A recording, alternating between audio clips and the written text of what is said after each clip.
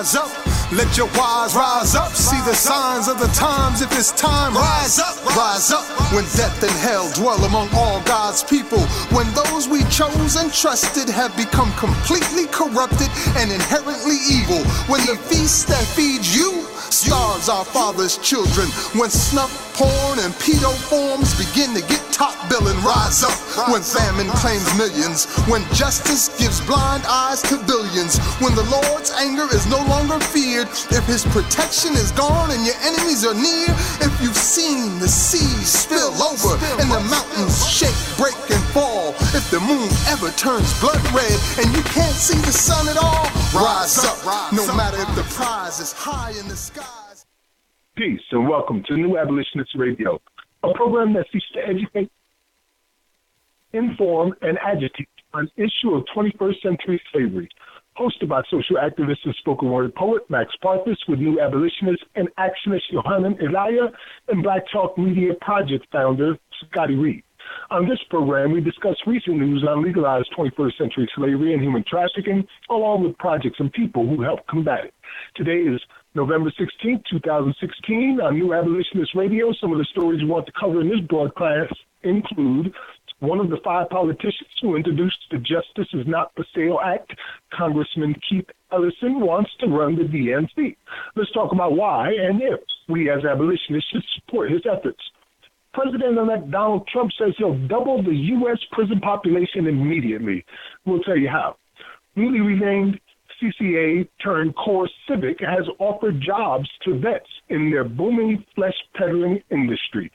The LAPD says no to Trump's immigration roundup plans. Another West Virginia racist mayor shows their true feelings about black constituents.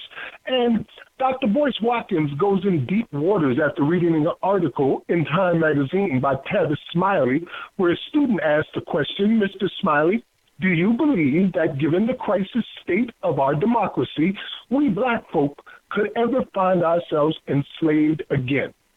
The executive director of the Equal Justice Initiative is coming to Columbia, South Carolina tomorrow night in an event called Grace, Justice, and Mercy, an evening with Brian Stevenson. Max Parthas is crashing the party. Rudy Giuliani is looking for a position in the Trump cabinet. We'll explain why that is a worst-case scenario and may even be outright illegal. This isn't the first generation of pro-slavery advocates to use propaganda against the public. If time allows, we'll revisit history for some present-day perspectives. The Dylan Roof, Delandro Castillo, and Samuel Dubose cases all have recent updates. We'll try to provide them for you tonight. Our rider of the 21st Century Underground Railroad is Vanessa Gathers, 58, the first woman to have been exonerated by the Brooklyn Conviction Review Unit. In February of 2016, the manslaughter conviction for which she had spent 10 years in prison was vacated. The judge said that the investigations revealed that her confession to the crime was false. Our abolitionism profile this week will be provided by Scotty Reed.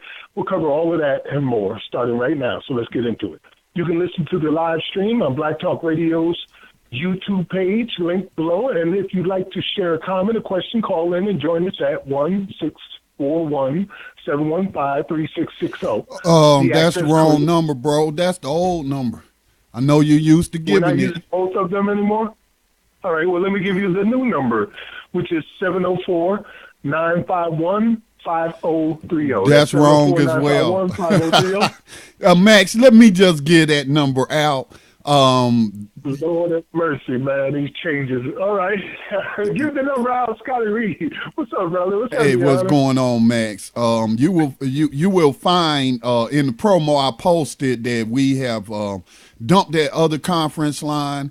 Ain't no sense in me trying to keep 2 conferences going at the same time. We got this new number to solve the problem of people being charged on the free conference lines by some of these cell phone carriers. So the number is 866-510-9025. That's 866-510-9025. You don't need any other numbers. That will get you into the conference. You will be muted once you dial in. If you have a question or comment at an appropriate time, hit **. I will see you and I will call upon you. But watch your background noise if you unmute yourself, please. So that's a new conference line we've been using.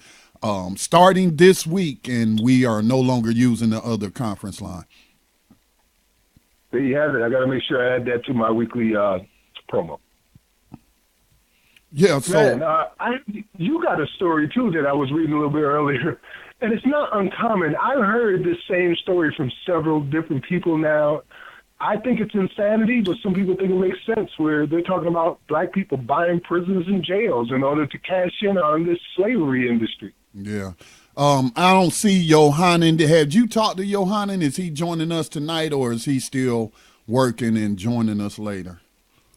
I haven't spoken to him in preparation for the program. I wonder if he tonight, dialed in the old, trying to dial in. Earlier. I wonder if he trying to dial the old number. He might be. Yeah. I almost did. Yeah. So I will try to hit him up and make sure he gets the new number. I swear, didn't we use this conference room last week? Yes, last week was the first time we used it. Yeah, okay, so yeah, he should have this number. Okay, so yeah, the story that you mentioned is not one of the ones you picked, but usually we come on with opening statements. And so I just want to play this, man. I want people to hear this, okay? I was just so disgusted. This was heard earlier today on Black Talk Radio Network, on one of our media partner programs broadcasting out of Richmond, Virginia, Tanya Free and Friends Talk Show. And you had she has a panel every week. It may be different people every week, but you know, she has the regulars that come on, and these are all people who are local to Richmond, Virginia, as they broadcast from in-house in the studios. And so we've been a proud partner with Tanya Free and Friends and Freedom Marketing for a while. And I in no way, just like we open up the program, that the views and opinions expressed by the guests, hosts, and callers do not represent Black Talk Media Project. They play a similar disclaimer that the views expressed on that program don't necessarily represent Tanya Free or Freedom Marketing. But this woman, man, she's been on there before.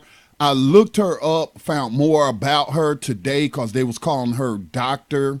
And her name is, let me pull that up, because she's the chairperson of the board at Dream Academy, which appears to be some charter school in Richmond, Virginia. And I'm just so disgusted by what I heard this woman say today. So I'm going to just give you a little background. Her name is Joanne Henry.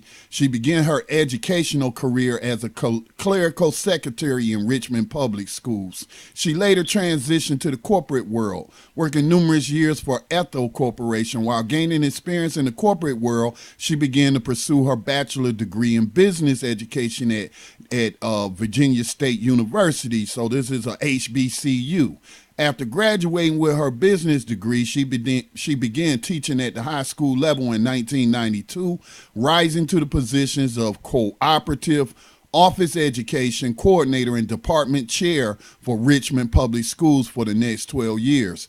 In 2002, she earned a master's in business education and administration supervision. Shortly thereafter, she began working as an assistant principal on the high school level. While serving in this capacity, she observed a number of students were dropping out of high school and began working with those students after school to help them attain their school diplomas, all while working on her doctorate. In 2008, she received her doctoral degree from Nova Southeastern University in education leadership. During the past 8 years, she has worked as an adjunct associate professor at Virginia State University and continues to work as part-time instructor at Virginia College and executive director of Dream Academy. So in 2010, she created the Dream Academy Richmond for students who were failing and turned off by the traditional school setting, using an approved curriculum from the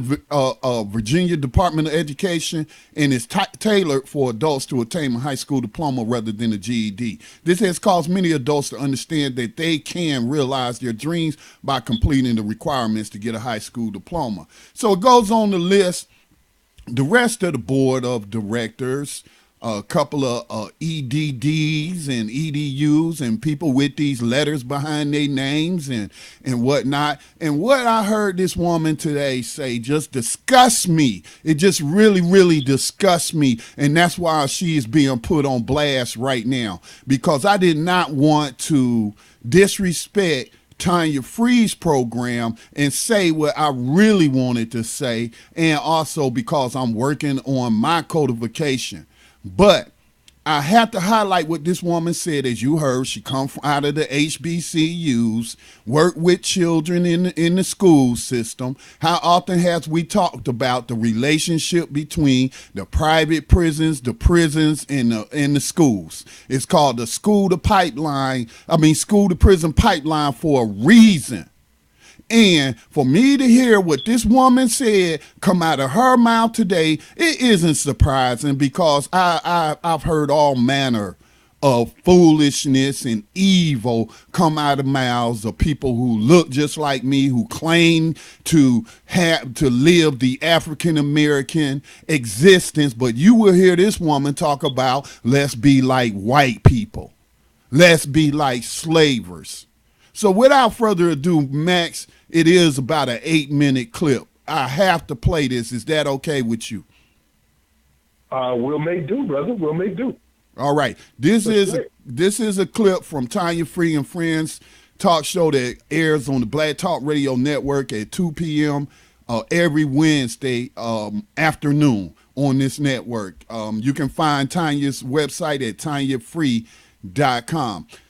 You will hear first the clip. They're talking about Donald Trump. You'll hear Donald Trump talk about what's coming down the pipeline, what he envisions, and then you'll hear some comments from this woman. And then I edited it to jump ahead to my call into this show. I didn't want to call, but I had to call because nobody else was going to call. And when we hear these people, I'm sorry.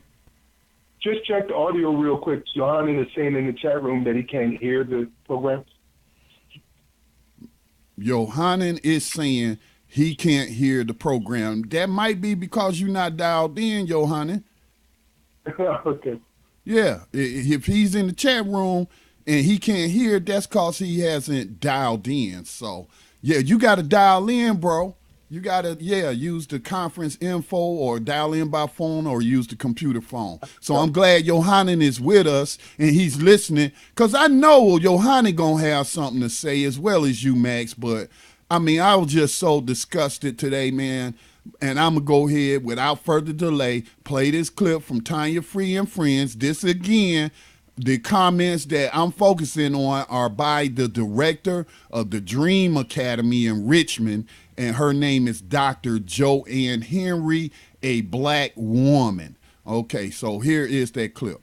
In a very good manner, but depends on what the situation is. Sometimes you have to be rougher. When I look at the world and you look at how various places are taking advantage of our country, and I say it very proudly, it's going to be America first. It's not going to be what we're doing. We're losing this country. We're losing this country. That's why I won the election. And by the way, won it easily. I mean, I won easily. Are you going to sometimes have that same rhetoric that you had on the stump, or are you going to rein it in? Sometimes you need a certain rhetoric to get people motivated. I don't want to be just a little nice monotone character. And in many cases, I will be. Sure, I can. I can be easily. That's easier. Honestly, doing that is easier. So let's go through very quickly some of the promises you made and tell us if you're going to do what you said or you're going to change it in any way. Are you really going to build a wall? Yes. They're talking about a fence in the Republican Congress. Sure. Would you accept a fence? For certain areas I would, but certain areas the wall is more appropriate. I'm very good at this. It's called construction. But so part wall, part fence? Yeah, it could be. There could be some fencing. What about the pledge to deport millions and millions of undocumented immigrants? What we are going to do is get the people that are criminal and have criminal records, gang members, drug dealers. We have a lot of these people. Probably 2 million, it could even be 3 million. We're getting them out of our country or we're going to incarcerate. But we're getting them out of our country. They're here illegally. after the border is secured and after everything gets normalized, we're going to make a determination on the people that you're talking about, who are terrific people. They're terrific people. But we're going to make a determination at that. But before we make that determination, Leslie, it's very important. We want to secure our border. How can they be terrific? After listening to that, How what can do they you all be think? how can they be terrific people, but yet they're drug dealers and Right. all these things they are, but yet he's still getting them out, but they're terrific. So wouldn't they be able to stay if they were terrific? Yeah, I thought the same thing. It's a contradiction. He doesn't mean. He didn't mean that. He's in Washington. Where else are you going to find more drug dealers and criminals besides Washington D.C.? All over. So you had to deport everybody there. Yeah, something like that. He meant. I mean, I can agree with the wall and stuff. Really? Yeah. Really? Come on, brother. Use your brain. No, because the thing is, if you're illegal, you should go to the proper, proper procedure to come here. Mm-hmm. We can't go to any other country in the world and do what they do. Sorry. I mean, yes, get rid of the criminals and people like that. That's fine, but sorry. I mean, I can't do it. My forefathers didn't go across the border when we were slaves and going through Jim Crow. Well, we did on the railroad ground, remember? Trying to escape slavery, though. North. We stayed in the country and But you think do you think that there are that many people, tens of thousands of how he exaggerated, need to be deported? No. I mean, if you have a criminal record and stuff, yeah, you need to be deported. Okay, but I just can't. But they may support, be still citizens. I can't support what you're saying. No. It just doesn't make sense to me how you agree with him that you need to deport millions and thousands of people. But if look, illegal, he said it's against the law. It's a sovereign country. But he's going to. But you need to build a wall. You agree with him with building a wall? No, I agree with that. No. But he said he would have jails as well. So let us all black people. Let's get ready to put some money together and build us a jail so we can get some of these Mexicans. All black people. Let's get ready to put some money together and build us a jail so we can get some of these Mexicans. All black people. Let's get ready to put some money together and build us a jail so we can get some of these Mexicans.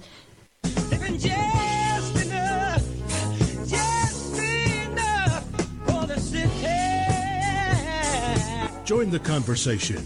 Phone lines are open right now at area code 804-321-1010 in Central Virginia and 844-321-1010 coast to coast. I'm going to go straight to the phone to our friend Scotty. Hey, Scotty, how are you?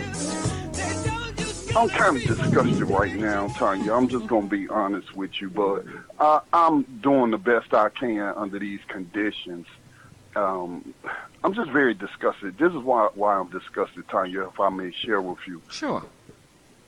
I heard on your program a lady say that they about to lock up these Mexicans so black people get your money together and invest in these prisons and make some money. That's slavery. That's something I talk about a lot.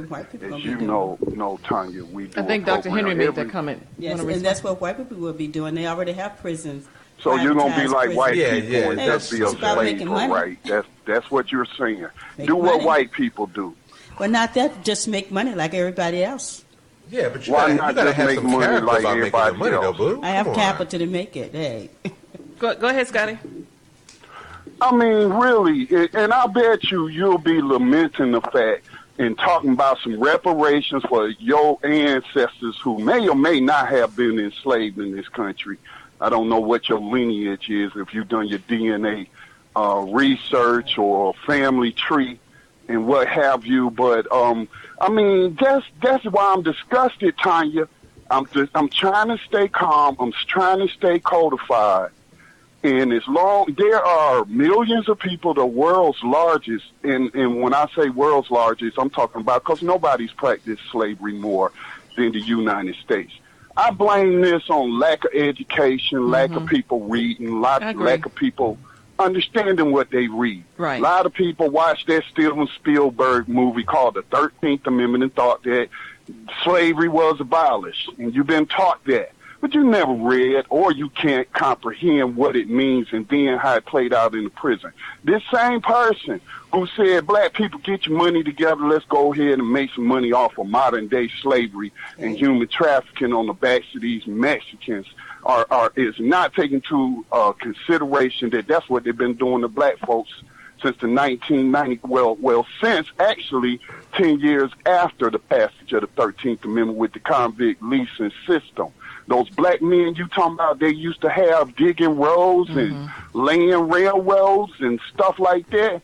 Those were black men who had been put in prison because of the black code, what people call the Jim Crows, just an extension of the slave codes, put into prison. Slavery by Another Name. Go watch that documentary, or better yet, read the book, because black people don't read enough. Enough of us don't read enough, I should say correctly. But I mean, I was just disgusted that anybody would try to justify slavery, just make some money. Well, that's all Thomas Jefferson, George Washington, all those evil enslavers of your ancestors. That's all they was trying to do, was make some money. I'm disgusted, and I'm trying to stay codified, so I'm going to hang up now. Thank you. That's good. Get Thank some you, rest. Scott. Thank you, Scott. I appreciate your comments. But wait a minute, sister. Dr. Henry, you want to respond? I'm not responding to him, first of all, because you read what you want to read, and that's about blacks, but have you done anything to make this world better? I'm not understanding what you're saying. Hey, people make money, and that's what it's about. So money justifies slavery. So it's not about slavery. It wasn't about slavery. What you're talking about is true, and it is slavery. We're all slaves for money anyway. Yes, if you are going to business, this is an opportunity out here. So that's what they're already privatized jails already. Who's making the money? Yeah, but the privatization issue is the issue. Why can't you? You can. But do you have any moral character? That's the question. Well, it's about making money. Really? So forget about moral character? Let's get back on topic. You don't mind having on topic. I do not in a situation where we're basically slaves, as long as you can make some money off of it? Well, seriously, black woman? No. First of all, they shouldn't be going to jail in the first place. Well, hold on. Should ain't the issue here. Okay, well, let's do this. Let's get back on topic. We're talking about President. Okay. I'm just going to share these quick notes and then turn it over to Max and Johanna. Before those comments about come on, black people, get your money together and let's make some money off these Mexicans. She mentioned enslaved people when the guy was talking about our people couldn't go across the borders and what not have you and all that kind of stuff. And she rightly mentioned that, hey, the Underground Railroad people were going to Canada, but not only that, people were escaping to Mexico as well, which had abolished slavery before the United States passed that 13th Amendment, which really did not abolish slavery. So she talking about some slavery, but then later on she talking about come on, black people, let's get our money together and invest in slavery, and sounding like a white racist slaver. And I'm going to put her on blast just like I put other white people on blast for the evil that they do. When we calling out George Zoley and all these other people, the teachers unions that are invested in slavery, like on the cows, they had a little thing that they were doing with t-shirts talking about a black person put on the t-shirt, say, treat me like a white person, meaning that if I was white, would you mistreat me? So treat me like a white person in this system of racism. But I'm going to tell you what, I'm going to treat her like a white person, a white racist slaver, because I don't see no color when it comes to issues of justice and slavery. So before I start cussing, let me turn it over to Max and Johanna. Johanna, you want to chime in on that? Well, first of all, peace to both of you, man, and peace to the listeners, to the abolitionists that joined with us tonight. Sad, man, sickening soundbite, and just, I mean, it just goes hand in hand, though, with how we arrived at this point of having Donald Trump as the president of the United States of America, and not only having Trump as the president, but having so much shock and awe, and it taking a week for people to pick themselves up off the ground. They just can't believe it. Like, all of this goes hand in hand. I mean, her ignorance, the people that co-signed what she was saying and tried to kind of justify it or make sense out of it. I heard one of the brothers in the background saying something about we're all slaves to money anyway. I mean, even the hosts desperate pleas to get back on topic. That was the topic. From what I could hear, they were talking about Donald Trump and the wall. I mean, that is the topic. White supremacist, imperialism, slavery, tyranny, all of these things, the brutality of non-white towards non-white people, maintaining white supremacy in this country. When he said in that soundbite, we're losing this country, that is, I mean, that's barely even qualifies as dog whistle when you say that, because you're saying to white people, hey, we getting outnumbered. The natives is overtaking the fort. Like, I mean, this is not a white country in the first place. You genocided out all the native people, killed off all the black people, all the Africans you could bring over here, all of the people that you could bring, you destroyed and enslaved them, and that slavery lasts till this day. So that ignorance I hear that this educated woman says, it's as usual. There's no attempt to address what you actually said. It's just, let's move on, shine on. What is it? Showtime at the Apollo. Bring the hook and do the dance and get on off the stage, because we don't want to hear that. So sad. You know, I said earlier, I've heard people say things similar to this on a variety of occasions for different reasons, but they all have like a common denominator. They're really blind to what's going on around them, and they basically feel like the money is going to flow. Why not get in on it? And are willing to sell their own people out for those purposes. And I've heard some noble reasons for it, like so we could build a prison, manage our own people, give them great education, skills, and trades inside the prison while they serve their time, and then bring them out and turn them into productive citizens. Yeah, that sounds good on paper, but you're still enslaving people for a profit. We don't want to advance these causes. We want to end them. This is an ongoing case of bondage, particularly against people of color in this country, since 1866. Immediately after the Emancipation Proclamation and the 13th Amendment, with its exception clause, were passed by Congress, one of the first federal prisons was built right out there in South Carolina. 1 year afterwards, it's like they had it already planned. Back then, you couldn't build a prison in a year. They knew what they were doing in advance. There was a move on towards that, and now we're up to 2.5 million people just in the prisons, not counting the jails, which are 13 million, not counting under supervision or control, which is anything from 5 to 8 million, not counting juveniles or immigrants. So you want to get in on that cash cow. For what reasons? To enrich yourself? Because you're causing poverty with it. It causes poverty. It's not the reason people are being enslaved. It's causing that to happen. So you're living in environments, people live in environments where they ain't got nothing. But you want to endorse selling human bodies on the open market in the form of prison stocks and jail bonds. Well, it is a confusing thing to see people, Negropeans, act like this on more than one occasion. You know, we've had black president now, and we've had black attorney generals, and we had black heads of the board of prisons, and we've had black wardens and black commissioners and black cop, and we keep seeing so many of them who not only advance the causes of white racist supremacy and that delusional idea of manifest destiny, but will sell their own children in order to make it happen. Now, if you would have noted, if you noted there, the guy asked her if she had any moral character. She heard capital. And when she said, well, I got the capital, so she got the capital to invest in slavery. Okay, that's the same thing that Thomas Jefferson mentioned in how he described enslaved Africans as capital in one of his letters to other slavers about his formula showing how much his wealth increased, how much his capital increased with the birth of every enslaved African on his plantation. And so here is this woman who has no issue with it. She just justified every race, the practices of slavery, or every racist cracker in the history of the United States. When can she ever open up her mouth to talk about some slavery or going to the African American Museum and saying all this happened to us and blah, blah, blah, blah, blah, blah, when you so willing to enslave Mexicans, okay? I wonder if the rest of her board members feel the same way. Well, I don't know, but I'm going to put together a video.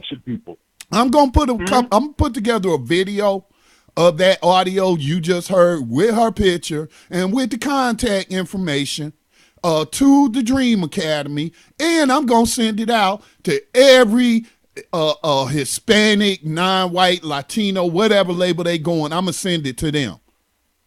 Because this is disgusting.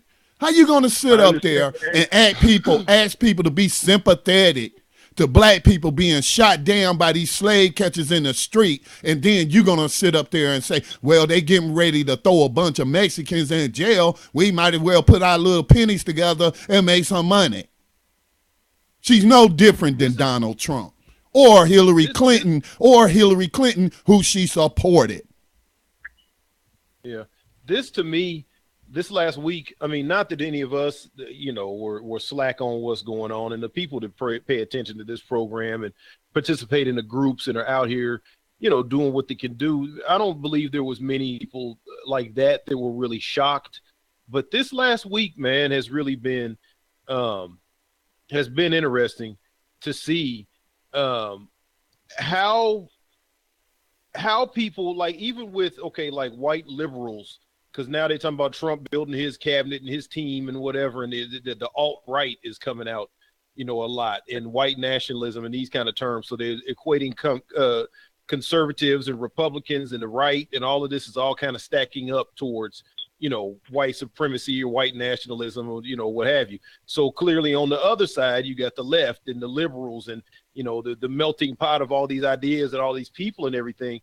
But honestly, this woman's commentary to me is just as telling as the protesting that we've seen out of the Hillary so-called liberal base. All these people that had their own personal issues and personal concerns that they felt were tossed out the window when Trump got voted in. And you see them going on riots and going on picketing and protesting and parading and marching and yelling and crying and just really can't believe what's happening. But when I look at it as an abolitionist, when I look at it as a member of the slave class, when I look at it as one of the people that realizes I'm in a domestic colony, I'm trapped behind these lines, seeing them protest pisses me off just as much as hearing this black woman say this, but it's the same thing. These people's personal interest is not our suffering, is not slavery, is not the mass issue that really is holding this country back from being legitimate, from being being a place of justice and freedom for real. But as long as we're telling them something that doesn't really interest them, we don't see them protesting.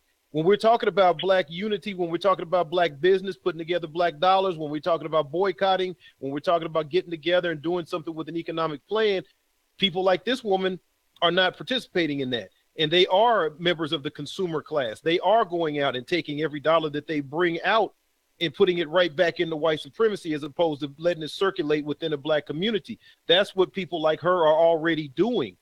So when she sees an opportunity to buy into the slave class even more deeply and get a return on her investment, that's why her mind goes to that. These people don't see what we're telling them, or they're ignoring it. They don't want to be a part of it until something either hits it home personally and hurts them, or shows them an opportunity to get some money out of it so they can get a better seat at the white supremacy table. But they are not allies either way. Well, we're a couple of minutes of our break time. You want to take our break and then come back and we'll give one of the stories about how this is going to come into play and what she wants to make money on in specifics? Yes, sir. All right, you're listening to New Abolitionist Radio here with Scotty Reed, Hun, and Elia and Max Parthas. We'll be right back after these messages.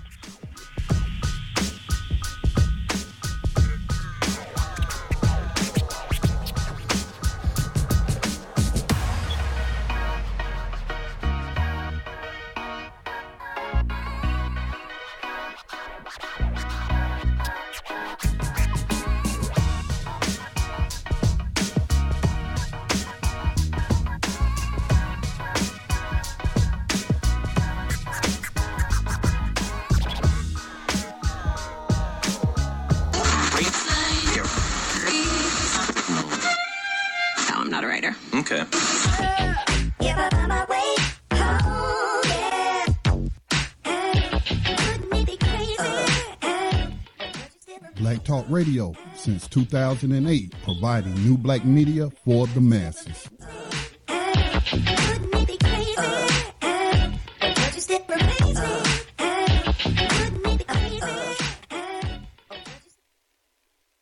Peace and welcome back to New Abolitionist Radio.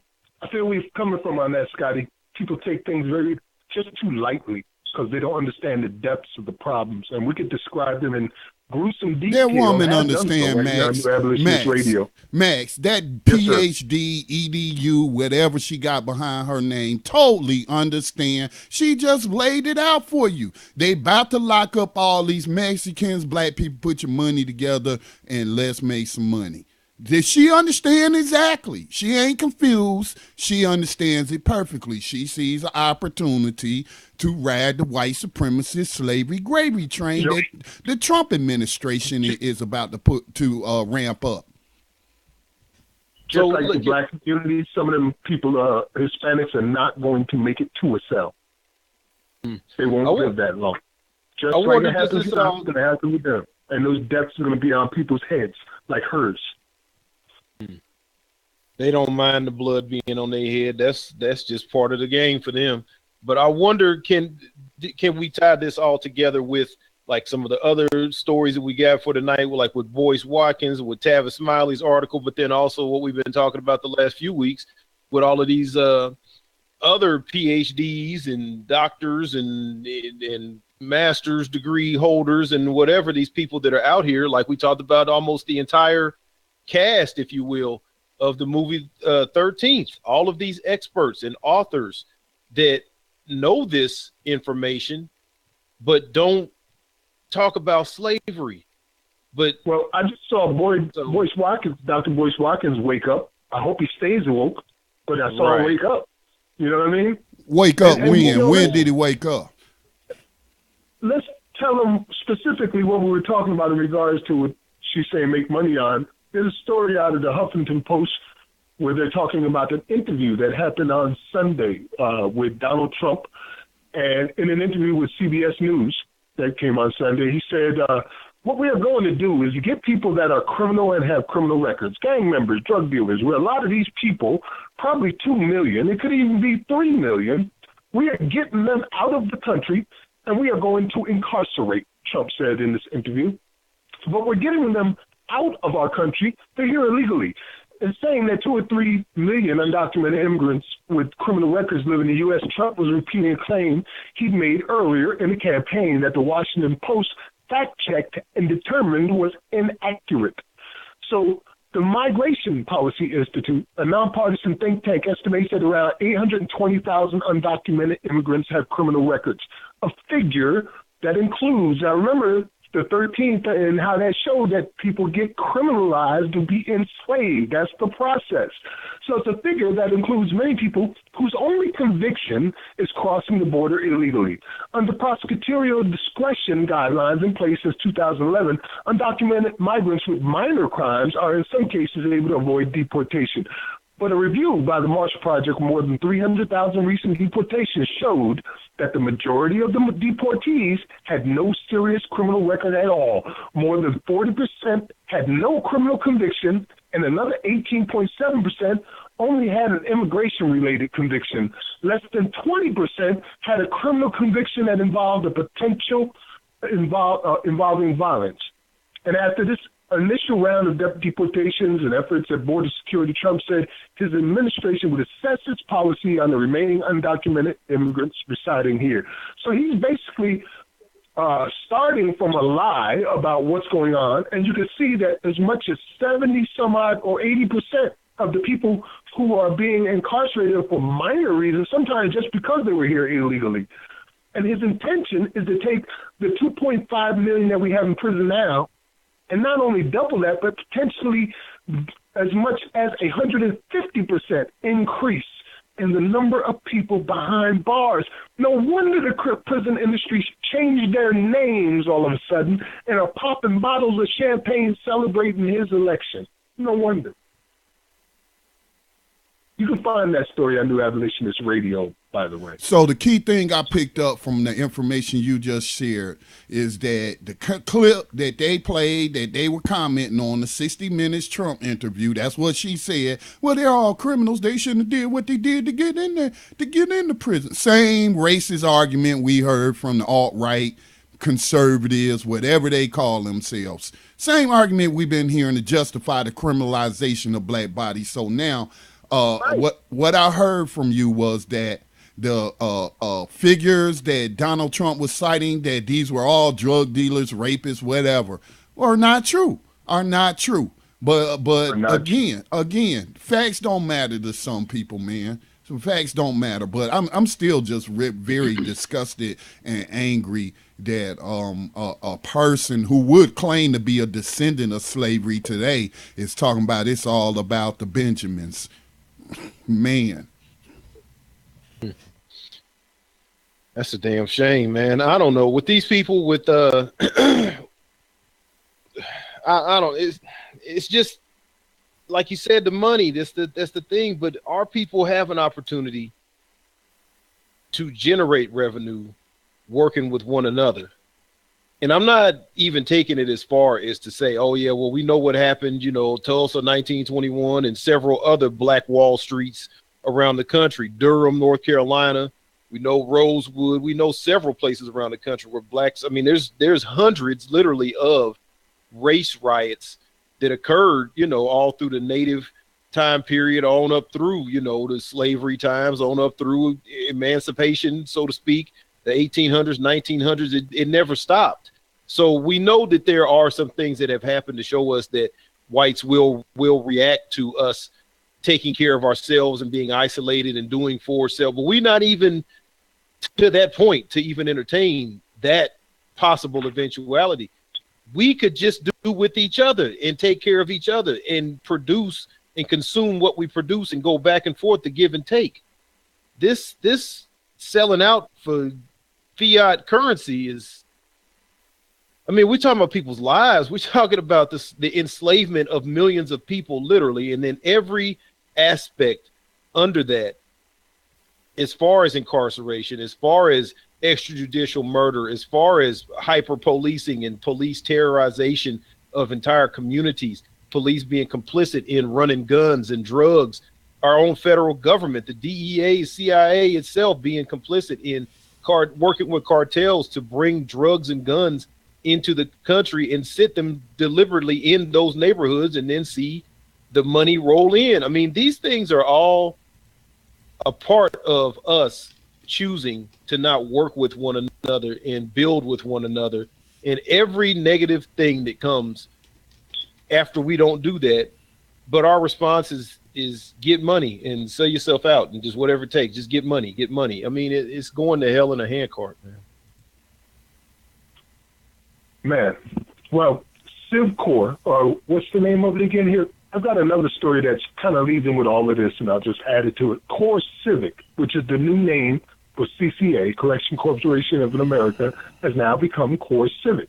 And the reason they've done that is because if you remember, during about round 3 or 4 of our fight against slavery, we had them on the ropes where they almost lost everything in a single day, if not being rescued by Wall Street stopping trading in a single day. Well, now this is another round, and they come back with some haymakers, and on Donald Trump's election, their stocks increased by as much as 60%. It settled at close to 40, and it's still rising up. And they know why it's rising up. They're popping champagne bottles right now. So this is a story that comes out of WKRN.com, and it's from Nashville, Tennessee, about CCA. It says, Core Civic, formerly known as Corrections Corporation of America, is joining the Army's Partnership for Youth Service Program. The company made the announcement at a ceremony on Wednesday. The program makes sure each soldier gets a job interview with one of the Army's partners after they leave the ranks. Core Civic has been here in Nashville for 30-plus years, and we have a proud history of going back to the founding of the company, working with the military for individuals that are looking for employment that really may resonates with them for the work that they do, but also syncs well with the experience they've had in the military, said CEO Damon Henninger.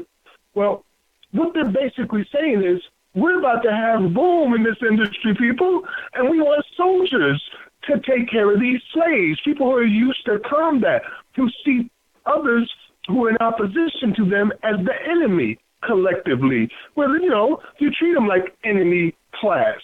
And they're going to bring these soldiers and give them jobs in all of this new prison industry that's about to boom throughout the United States.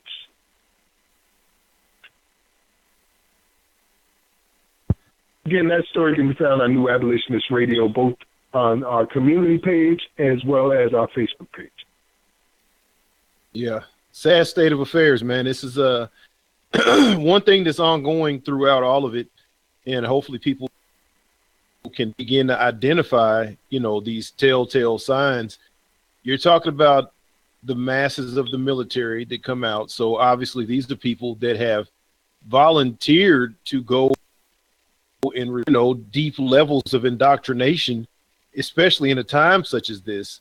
So, we've been at war with terrorism for, all of this, the 2000s, the new millennium. So this is a group of people that have willingly said, I want to be indoctrinated with, American military teachings and our foreign policy, and what we're doing is spreading democracy. So this is going hand in hand also with people that are being hired as police, where we've reported on this program before, and the documentation is widely, available. That says there's a certain IQ number that they're not looking for. There's a certain test score that doesn't get hired in law enforcement. They want people that will follow orders.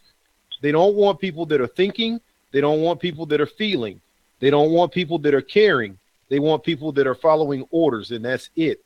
So this is another group right here, the corrections officers. So in the police state, in the slave state, here you have overseers, slave catchers that, that they don't want to be people that think. That right there should disqualify them.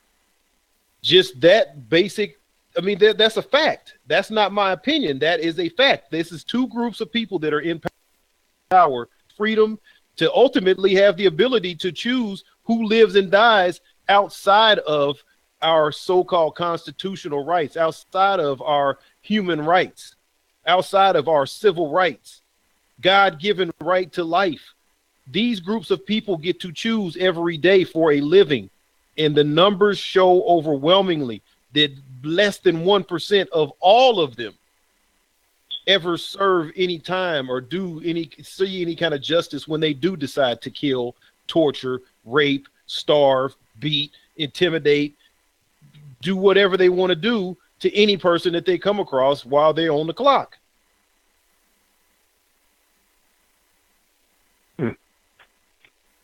One of the things that I've heard is that Rudy Giuliani is looking to be, I'm kind of confused on what it is he wants to achieve. Is it Secretary of State? Yeah, or Secretary the Attorney of State. General for the United States? He being mentioned for Secretary of State. The Secretary of State. Rudy Giuliani was deeply involved in the events that criminalized many New Yorkers of color and put them behind bars.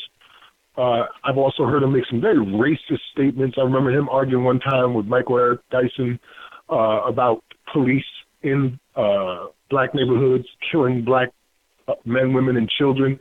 And his retort was that if you weren't so damn criminal, we wouldn't have to send white cops into your neighborhoods to risk their lives to stop you from killing each other.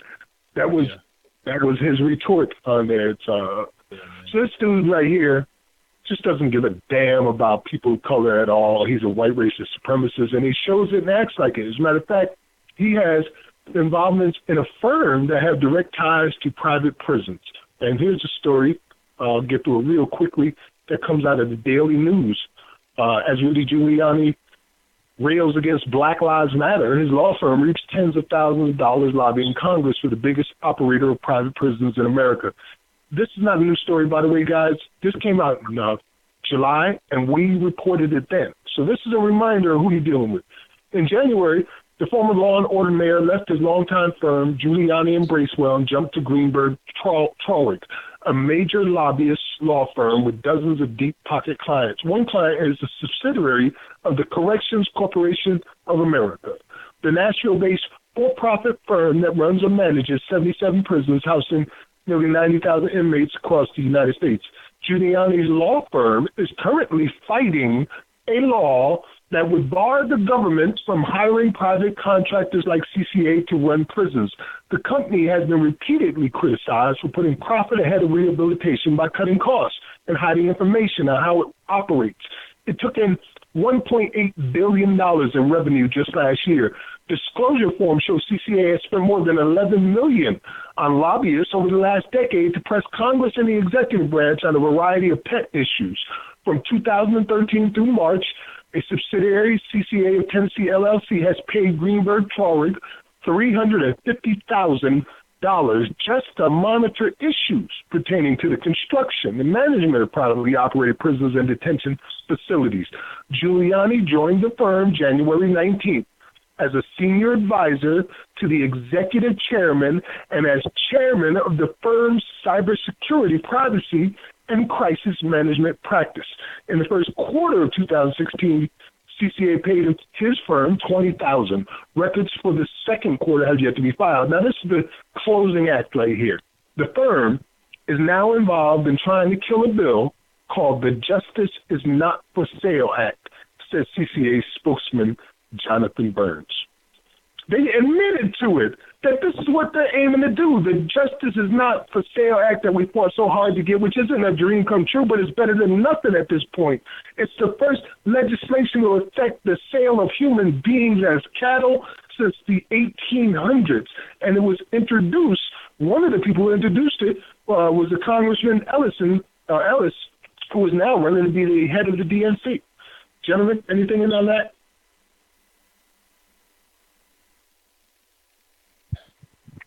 Well, I did see where he is running to be the head of the DNC, but I hear him already talking about reform. So I don't know, man. I feel like this last week or so, really this whole last year, even when Bernie a couple years back and we discussed on this program, you know, what probably his role ultimately was. I drive kind of by feel as much as by what I see on the road. I feel, you know, and the momentum, and I can kind of tell if it's slippery and which way we're going. And I just feel like this thing has to bottom out before it gets better. So saying that to say, I don't believe in anyone that's claiming to be a part of this political situation. You know, I mean, I just don't believe in any of them, that they're really anything good in them. I mean, we get these classes of people, the actual politicians and people that are in these elected offices. And then you got all the appointed people that work with to support that. Then you got under that the teachers and, you know, like we talk about these PhDs and these talking heads and these hosts and activists and actors and the protest industrial complex. And, you know, so you got these different layers, 1, 2 of where the narrative kind of goes. And when I see a Giuliani out there, I don't believe I would see anything different if Satan himself came and sat down next to me and was like, here I am. I don't think I would see anything different. And I'm not trying to be hyperbolic and just, you know, get a laugh. I mean, seriously, these people are so evil and so without any humanity and have not done anything in my short time on this planet that I've ever seen that made any common sense. I know how I was raised, and I know what these old people taught me. I know what my parents taught me. I know what my teachers showed me. I know what I've read in books. I understand common sense, things that make sense. And none of these people that I see populating TV screens, voices that are sound bites on talk shows, people that are creating policy I don't get any of that from any of them. So I just expect more of the same. This could be very illegal. If you remember, Dick Cheney and Alberto Gonzalez also faced RICO charges while they were in office in Texas. The reason they were facing RICO charges is because they were invested directly into these private prisons. $80 million of Dick Cheney's own money was invested in the Vanguard Group. And Alberto Gonzalez was working as the Attorney General at the time. So it was a conflict of interest that could lead to them both going to prison. For those that don't know what happened with the trial, the last thing that I remember hearing about was how the judge disappeared. So it ended up being a mistrial. Literally, the judge disappeared. I guess that's how things roll in this country. In any case, that's illegal. You can't own stock or be working with a firm whose interests are prisons and at the same time writing our laws or enacting our laws or pushing our laws or representing our laws. It's just a conflict of interest that won't work. But they do it all the time, though. But they do it all the time, man. They really do. I don't see anybody, or let me put it this way. I am not aware of any kind of regulations, like people saying, Donald Trump, you need to show your taxes. Okay, do we require that of senators? Do we require that of House members, of representatives? Do we require full disclosure of their stock holdings? Are we requiring that every last single one of them put their money in a blind trust? No, we don't. So, yeah, well, I don't say what I say definitely to try to discourage people. Like, you know, it's all so doom and gloom, and I'm just so cynical, and I just want to take you down this rabbit hole. But you have to give an accurate, listen, Johanna, I don't need her because it's depressing. How often have we talked about feeling depression over the years that we've done this program? Right. And then with me doing a show just about every day, talking about these myriad of issues. We don't come on the airways to laugh and joke and talk about celebrities and all that kind of stuff. We on here to talk about serious issues. And if you are on the battlefield, if you got somebody that, I don't want to upset the commander, so let me give a rosy picture of the battlefield and make it look like we, making all these advances and what have you. But then it's a total lie, because you don't want to make the commander mad, the battle commander mad, so you're going to give him a false picture of the battlefield. Well, what good does that do anybody? So you are painting an accurate picture of the battlefield. We're not on here to make people sad or to make people happy. We're on here to report information, news, and hopefully the truth. Well, my hope is that people... Go ahead. Sorry. I'll just be quick. I was just going to say, my hope is that people will hear the continued accuracy and how this is not anything that's able to be disputed ever. And eventually, like what we saw that shocked so many people last week on the election night, what my hope is, and the only way I see that we're going to be able to move forward is when people are not shocked by that. When people go in expecting it like we all expected what we saw happen. When people begin to just let go of that false narrative and accept the reality, then we can start doing some work. I'm just going to finish up this before we take this break by saying, as far as the Giuliani connection is involved, some of our more legal involved people, lawyers out there who are listening, this potential RICO charge is waiting to happen. So have your abilities ready to be exercised. And as far as CCA, now called Core Civic, which is Fighting the Justice is Not for Sale Act, which literally bans slavery and the guise of private prisons from the United States. If they're fighting it, then we want it to win. And Keith Ellison, the representative who is one of the 5 people who introduced it, I think should get our support at this time because they're fighting back. And it's a big battle that's going on. People can witness it right here on New Abolitionists Radio over time. You know what I mean? Wins and losses happening. So they're striking back now. We need to keep at least some of these wins going. If he's the head of the DNC, then it's possible that we can get some traction on the Justice is Not for Sale Act and keep that there in the public eye, or make some moves during the midterms in 2020. You know what I'm saying? So what we're witnessing now, and I've said this before, is a civil war in the Republican Party and a civil war in the Democratic Party. The Democratic Party, what we're seeing is quote unquote progressives versus the corporate Democrats, the Hillary Clintons, that whole Clinton cabal that they had going on there, which includes the Obamas and what have you. And then you got Sanders and people like Keith Ellison, who represent the more progressive wing, who have made concessions to us on slavery and introduced abolitionist legislation. So absolutely, Max, you're correct. They deserve our support in what they're trying to do. But what we are witnessing, what we are we have to make a demand. What? I mean, I would like to reach out to Congressman Ellison and ask him if he'd be willing to accept our support here as abolitionists in exchange for his guarantee that he's going to push this every day until it gets through and reintroduce it if it doesn't.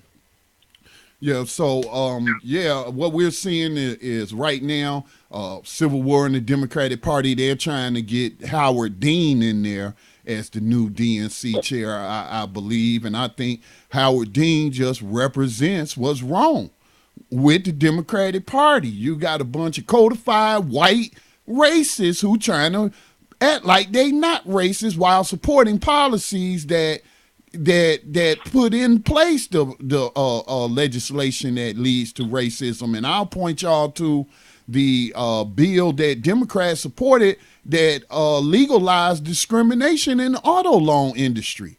So again, you know, these people out here that seem to think that Donald Trump represents some kind of unknown, uncharted evil or something like that. Y'all just don't know Hillary Clinton and them Democrats like I do. So that's all I got on that. All right. Well, when we come back from the other side, we're going to do a couple more stories and get into our abolitionist and profile, as well as our rider of the 21st Century Underground Railroad. Just want to shoot this title out there to an article that just came out in regards to everything we've been talking about, the immigration crisis that's going on. The LAPD chief of police says they will not be helping Trump to deport immigrants. You're listening to New Abolitionist Radio right here at BlackTalkRadioNetwork.com. We'll be right back.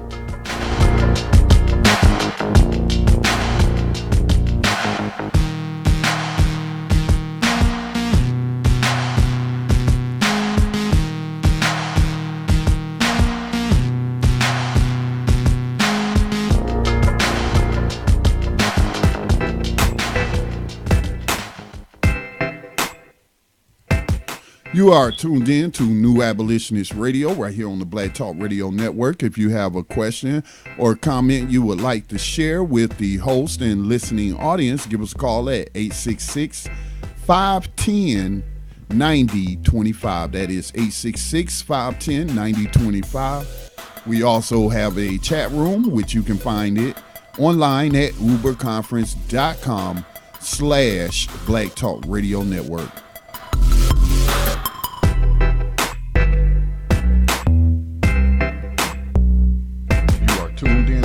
Talk Radio Network. For podcasts and live program scheduling, visit us on the web at blacktalkradionetwork.com.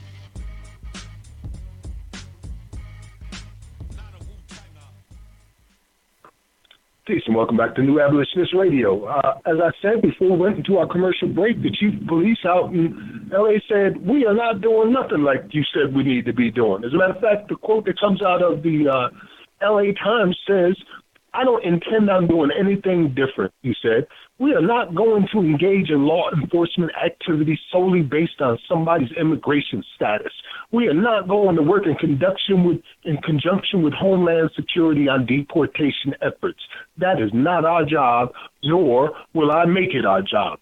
Now, I'm feeling kind of conflicted about the whole statement of that. I mean, yeah, that's great that you're deciding to make this type of stand, and you've been making this stand now for decades in regards to immigration, but at the same time, you're doing the same thing to people who are not illegal immigrants, who are not here illegally, who were born here, whose families were born here. You're arresting them for marijuana laws and vagrancy laws, and you're arresting them for debtors laws. You're just doing this all day long and never took a stand about that.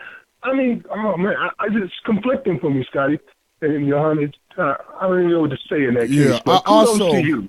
I also failed to mention those who are on the board. I got to remember to keep saying this. If you want to comment once you call in, because you can listen as well, hit ***. That'll unmute you. I'll see you come unmute and we'll go to you. Max, I mean, I don't know what to say. This kind of thing does kind of leave you speechless. It either leaves you speechless or it makes you want to curse people out. Yeah, the same thing with the Flint situation. You got people being poisoned in Flint. We were talking about jails where they were continuing to give them the poison water on purpose. Weren't even thinking about it. If not for a movement of citizens, they would not even send water to them at all. And they finally started sending bottled water to the prisoners and the people in the jails who were innocent until proven guilty. And everybody just migrated up to Dakota for some reason. I don't understand people's priorities here. Is one not sacred and the other one is? What is going on? Yeah. I'm not going to get too deeply into that, Scotty.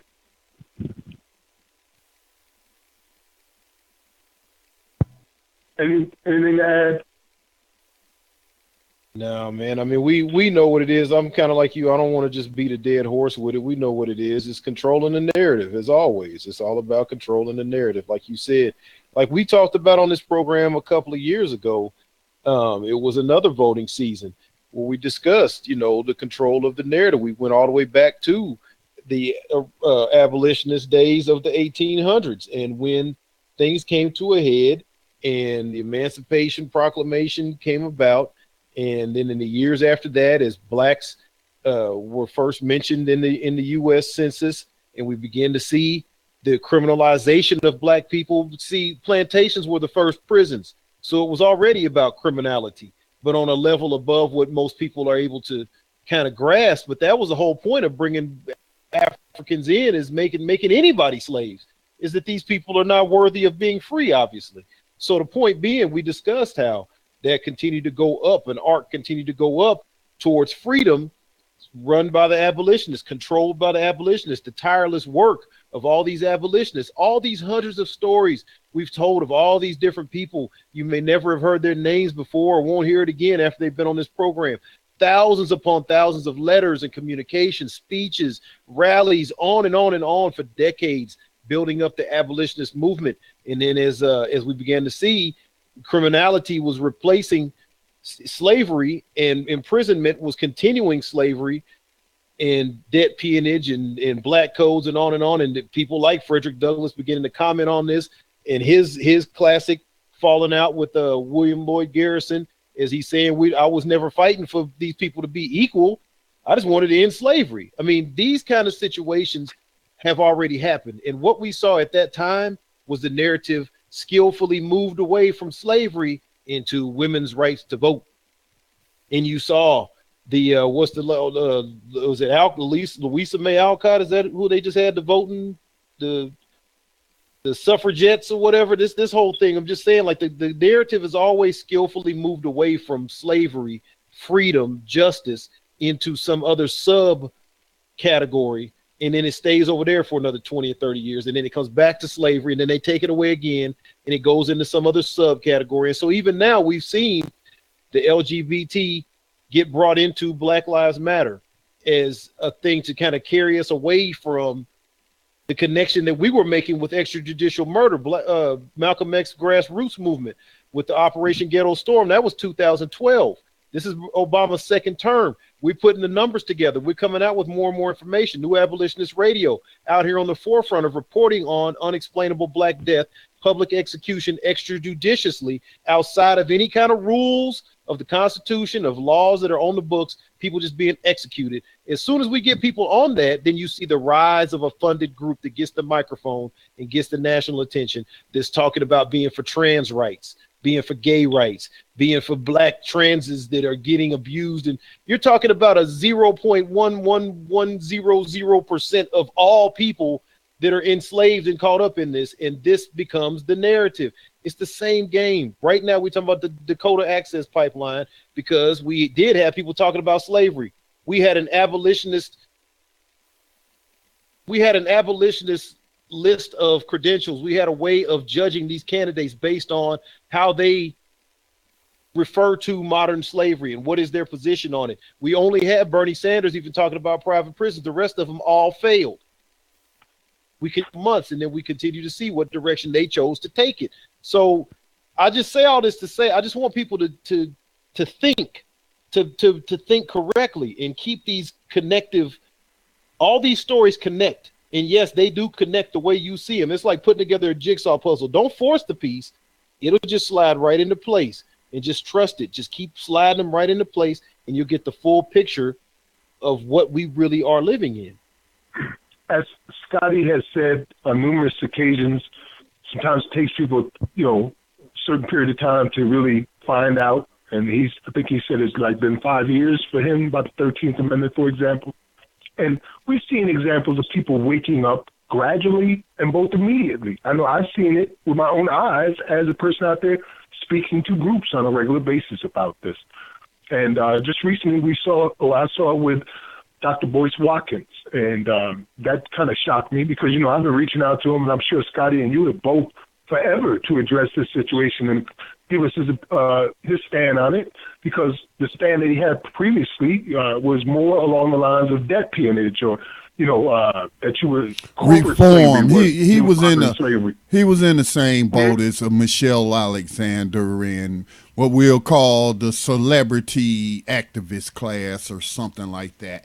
But he was more on that tip on reform. Remember when I had posted a petition on the White House site where if we get 50,000, first it was 25,000 signatures, and they would comment on it. And soon about less than a week after we posted that, they upped it to 50,000. So I had asked Dr. Watkins, I know he has a huge following and what have you, and I thought he was a conscious person and whatnot. So I asked him to share the petition, calling out the 13th, talking about slavery, using the language the correct language, the language we use on this program. This is slavery and human trafficking legalized by the 13th Amendment. And he said, oh, I think that's great. So he shared it on Facebook. Then the next thing I know, here he comes out with a celebrity endorsed letter with Will Smith, Lil Wayne, and Nicki Minaj and all them people signing a letter that he put together to President Obama to do something not about slavery, do something about mass incarceration. So I was disappointed. But then when the prison strikes, which are in their 8th week, kicked off, the national prison strikes against prison slavery kicked off, I was like just really angry, not surprised, not shocked, but still angry, perturbed, whatever word you want to use it, that some of these independent black outlets were not covering the prison strikes. And I did a video going to his website, going to his partner's website, Breaking Brown, and I was showing how these prison strikes had been ongoing. And we expected the corporate media to black it out, but independent, internet-based news media, I expected more from Dr. Watkins. So I made a video of me taking screenshots of me visiting these websites, doing searches on the prison slavery strike, and coming up empty, looking at his YouTube channel. And so I was like, the frustration and that I'm expressing right now, I expressed that in that video, and I hope he saw it. Well, recently, Tavis Smiley did a speaking engagement at a university in Pennsylvania. One of the students asked him a very simple question. He said, Mr. Smiley, do you believe that given the crisis state of our democracy, we black folk could ever find ourselves enslaved again? And Tavis Smiley didn't have a real answer for that. He kind of skated around it, but then he wrote this article, which was published in Time magazine, saying, why I fear America. And Dr. Boyce Watkins heard his replies to it and decided to break it down. And he broke down that the truth of the matter is that after seeing the 13th, which, we suggest everybody look at, it's the best of the lukewarm, which is what we got nowadays, best of the lukewarm. But nonetheless, after watching that, he finally was convinced that what he saw was modern-day slavery and went into detail. Oh, give me a damn break. Give me a damn break. I'm so sick of this guy, man. I'm so sick of him. I'm describing what I saw, man. I'm so sick of him. As long as we've been getting at him about this is modern slavery and human trafficking, sending him petitions, one day he shared on the 13th Amendment. So what? It takes some well-known system, corporate, celebrated documentary to put out the 13th, and now he talking about I see modern slavery. Man, that man ain't fooling nobody. He ain't fooling me. Well, the way he's talking about it is in a way as if he had always been talking about it like that, and we know that's not the case at all. But that's how many do. When we finally come to an awareness, they start talking like they've been saying it for years now, and that's just not the case at all. I've seen him compare himself to Harriet Tubman because of what he was doing in economic empowerment for black communities, and wasn't talking about prison slavery like it is. And by the way, I never did. By the way, one of the things I brought up in my video, I asked the question. It was an open letter to him and whoever. But I said, I never really hear Dr. Watkins talking about this. He supposed to be the financial guru and all this and that. And I said, I wonder if he don't talk about it because he invests in these private prisons like the good doctor we heard from earlier. Well, I'm not going to put that weight on his shoulders without proof. I asked the question. I'm just merely asked the question. I pondered. I didn't say he is, but I'd never hear him talking about it. Right. But I'm glad. I don't care how they get to it, as long as they get to it. For me, is just get to talking about it, get to considering it. Dr. Boyce Watkins, anybody that's out there listening who's been talking about reform, get to considering it. This is a life or death situation, freedom or slavery situation. There is no room for in between. You can't be undecided. It's a very simple question. Is this slavery? If it is slavery, then you better change your mind about how you deal with it. You can't go back to business as usual. It's a whole different creature now that you said in your mind and in your heart that what you see is slavery and not a mistake over time or mass incarceration. That changes things. So hopefully he remembers what he said in this video, and I recorded it and put it together so people can hear it with their own words, about 8 minutes long. Check it out on New Abolitionist Radio. He gets right to the point. At one point, though, he does start going into that corporate slavery, 9 to 5 slavery, comparison metaphor stuff. Real slavery has real chains and real shackles. Anything else is a metaphor. I'm telling you, he just wishy-washy to me. He does say it pretty clear. He just wishy-washy on the issue. A lot of issues to me, man, because he has one foot in the corporate world and what have you, and they'll have him on CNN and all of that. So look, you just said that in this video he calls it modern day slavery and human trafficking, and he's acknowledging. So let's see what he says moving forward, because for me, when I found out that slavery was never abolished and the 13th Amendment legalized it, the first thing, all I could think about is, how do I tell other people? And thus, New Abolitionist Radio was born. Exactly. You called me up one day like, Max, I know you're doing this thing, and would you like to join me on a new program I'm starting? I remember it well. As a matter of fact, I went to the session live the next day or the day after that and told the audience there and then that we would be starting this new program. I have that on video, actually. So that was the announcement of New Abolitionist Radio. And we've been here ever since, studying like scholars, like students who are trying to get a degree in what's really happening in the United States of America. And we came to a conclusion, an understanding that this is legalized slavery. You can keep it real simple. Well, better than any scholars that we seem to be able to run across. We catch a few here and there. But yeah, better than the average scholar by far. And again, it's just to that point, man, with everything we just talked about in this segment. These are people that are choosing to be called out in this way. This is not some hit show. This is not some gotcha.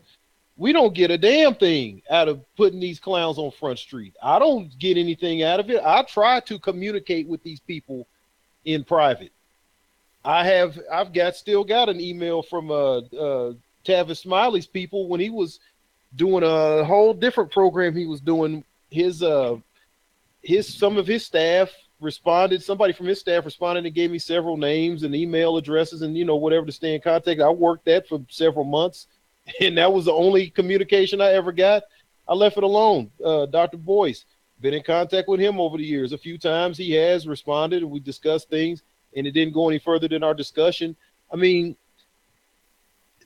the comparison to Solomon Northup is not just to, like hyperbolize it, like make something more out of it. Than that is literally what we're dealing with, is a bunch of people that are like a Solomon Northup type mindset.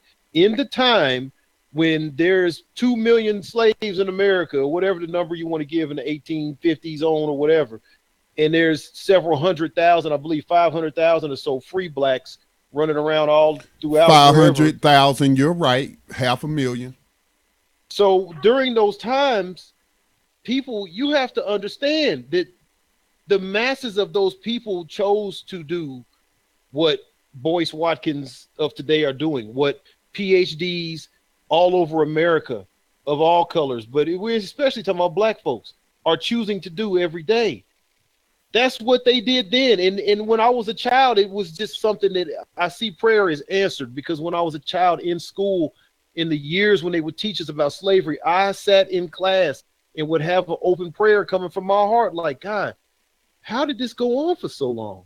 How did they talking about 1492 and the 1550 and 1620 Jamestown, and it's about 17 and 1800s, and how did this go on for so long? I really wanted to know. And it took 30 years to grow up and one day be a part of this program and be a part of the abolitionist movement and learn more information and realize it went on for so long because the black folks were compliant with it. The black folks were okay with it. The free blacks that was there was fine with it. They talk about Harriet Tubman said she could have freed more slaves if they had just known they were slaves. Hell, that was the people that were actually in the plantations. What do you think she would have to deal with convincing? See, she wasn't trying to be an abolitionist necessarily. The main effort she was making wasn't necessarily like what we're doing or what other educators and propagandists are doing. Frederick Douglass was doing at the time. She was going and pulling people away from the plantations. I mean, I don't really know, y'all. Is that what it's going to come to? Are we going to have to go in and physically break down walls and go snatch these people out of prisons to get the shock value of what's really going on? Because these people see the same things we see. They read the same stuff we read. They look at the same links we look at. They see the news. They see the numbers. They see all the information just like we see it. All of them are talking about the 13th movie. All of them see it and have watch parties and see the 13th Amendment and see the exception in the wording. All of them see it. But not a damn one of them is coming on the side with us and fighting to end it. Or free people. And that should really be the first thing you want to do, is free the innocent. Give them the freedom that they deserve, that they're supposed to have, that you stole from them. We're not even talking about, we're not even talking about conversation for the destruction of their families and their lives and their communities. No. Just free some people. Can we do that now? Let me ask that question, Max. Can we do that now? Okay, we in the new age. We in the Trump years. I just want to throw this out there. Can we spend the next 4 years or however long Trump lasts in the office or whatever may happen to this country? Can we take this wake-up call and take it to a new level and say, if you're not with us, we know you're against us? I don't believe that there's any more room to just let these people slide and just kind of, maybe. I don't believe there's no maybe no more. You got a damn Trump president. So you had a Negro that you thought was okay and was going to be all right. So it couldn't be as bad as we said it was. Well, now you see it's as bad as you see it's as bad as we said it was now.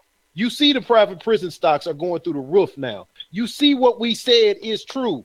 Everything we said has come to pass. Can we go into a new day now where these people get called out for the traitors that they are? Damn it. I'm done. I'm tired of being like passive to them, accepting of them, acting like, well, maybe it's not as bad as it is. I don't need a PhD to tell you what slavery is. I don't need a PhD, a TV show, a blog, a money generating, whatever they getting out of doing all this mess they do. I'm ready to take it to the next level. You ain't with us, you against us, period. I've learned to be very discerning. A few lessons I've learned over the years. One thing is I've learned for sure is you don't waste any energy trying to convert racists from being racist. It's just not something that you should spend any time trying to do.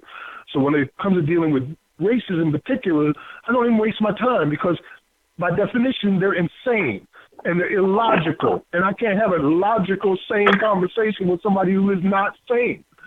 So that's the first thing.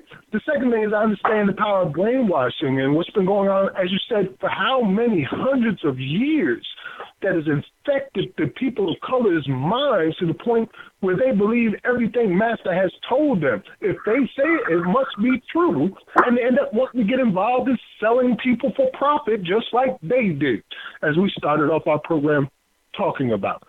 But I still leave the door open when I discern that someone just doesn't know yet, that they need a little push, that extra something. It could be the 13th film. It could be the film Slavery by Another Name. It could be simply reading the 13th Amendment, but sometimes they need a little push, and I leave the door open for them.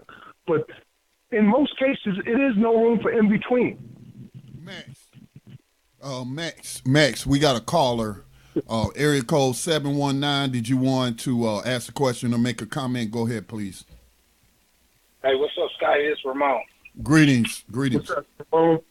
Peace, brother. What's up, Max and Johannes? Hey, man. Hey, right, Johannes, hey, man. I had to. I'm listening all day, but man, hey, look, you took the words right out of my mouth, bro. I don't know how to thank you for doing that, but I appreciate you saying that because I have definitely hold that sentiment in my heart for too many years now, and I believe that it's the time. I believe it's time for us to stop playing around because a lot of times something we forget is that, like, well, I'm going to take a street stance on this one when I say this. A lot of times when we think about it, man, it's us. When somebody get caught up in the streets with the police, it's probably usually somebody in close association with you. So it obviously, we help to send ourselves to prison and jail. A lot of times, we just gonna have to own that and be real with ourselves. At first I hated the stop snitching movement, but then I had to appreciate later what it really meant outside of just, maybe some knuckleheads trying to get away without, paying their dealing with consequence. But man, I like the way you put it. I like the way all y'all put it. I think y'all just put it right there where it's supposed to be, right in the pocket. Thank you. Keep it up, please. Word, brother. Appreciate that, man. Definitely appreciate that. We are always going to call out what we see. Like, over the years where I've seen so many organizations who call themselves anti-slavery organizations and use abolitionist likenesses and slogans and writings, but they're not trying to end, nor do they recognize or legalize slavery through the exception clause of the 13th Amendment. It's not on their list of shit to do. None of that is even registered to them. But at the same time, they're quoting people whose entire lives were dedicated to that cause and that cause alone, the freedom of their people here in the United States of America who were enslaved through the system, the legalized system of slavery. They didn't fight illegal slavery. They fought legalized slavery. So that pisses me off, and I've called them out on a number of occasions, like endslaverynow.com. Check them out. You won't see prison slavery there either. So we got to continue to call these people out. I mean, it's not that Hey, hard what's to the name figure of them out other ones that stole our name? Max, the group out of New York that stole our name. No, we didn't copyright New Abolitionists or New Abolitionist Radio. We didn't register it as a trademark, but we were the first to use it. Now you got this group out of New York that look like a bunch of liberal women talking about some New Abolitionists New York. And they not talking about slavery. Yeah. They're talking about this kind that's already illegal. Not the legal kind. Right. Labor camps in foreign countries or something. Yeah, it just we've got to wake people up. That's got to happen now. We got to finish what we started and end this. Our ancestors had great programs. They did so many things that you've heard over the years on this program, the different tactics that they've used. And we will continue to not only use their successful tactics, but add new ones to the list circa 2016. Hey, Scott, Mac. Yes, sir. Hey, man, this is Ramon again. I just want to follow up on what Scotty said about y'all having your name snatched from you. I be seeing, at least in my mind, stuff like that be a deliberate attempt to try to stir traffic away from y'all's type of causes. Mm-hmm. Yeah, you'll see the word abolition now is everywhere. People are talking about abolition. They in regards to the electoral college now, they're talking about abolishing it. Reform there. You don't want to say reform in the electoral college. You want to say abolish that. So they're using the word abolish and misdirecting it in other directions now. Hey, Dan, look here, brother. Tell me something then. Here's the question I have about what's the best. I found my way, but what would y'all suggest as a way we could globally go out in the streets, however many times we can commit to that and really talk to the young guys and try to make them try to basically try to get their attention on to what's going on with them and what's going, how it directly correlates with these laws and these, the issues that you guys are speaking on. What would be the conversation from, since you talk about how hard it is, because I experience the same thing from time to time, to get people to even accept the word. Like I said, listening to y'all, this is where I found out slavery was still in existence, even though I went through it myself, and it felt that way, but I didn't have that word in my head either. As an abolitionist, to answer your question, what I try to do, but I don't get to go out. I'm not out there. I live in a rural area, which most people know. So I'm tied to the station as of right now. We don't have a staff really that allow me to go out and speak like Max does and things of that nature, which he's great at.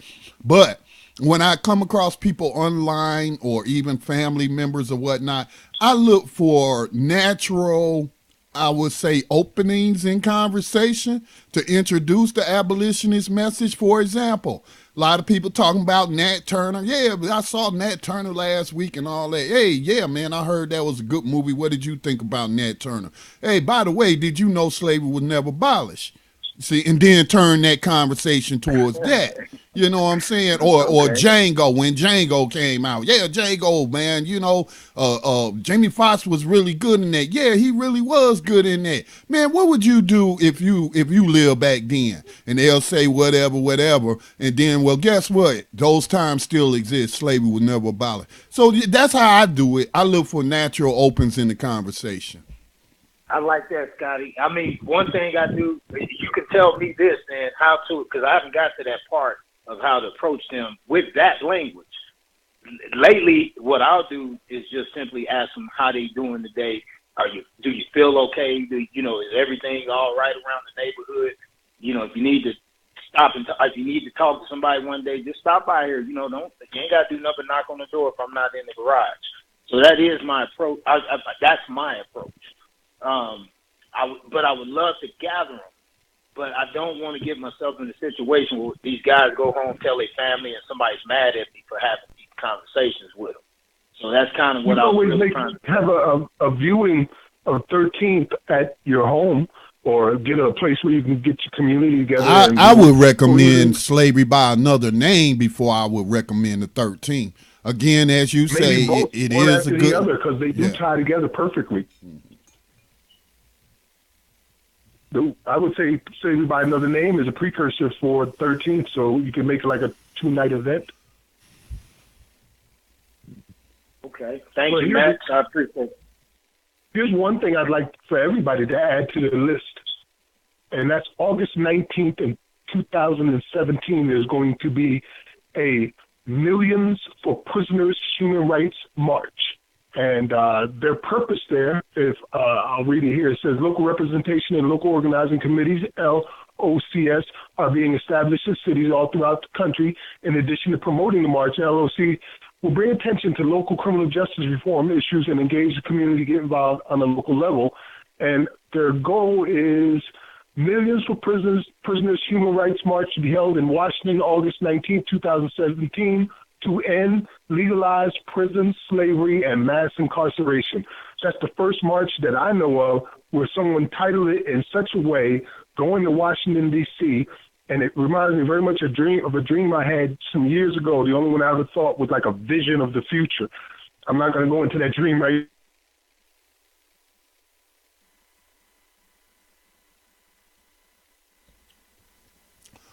Max got dropped off the board. I'm sure he will call right back in.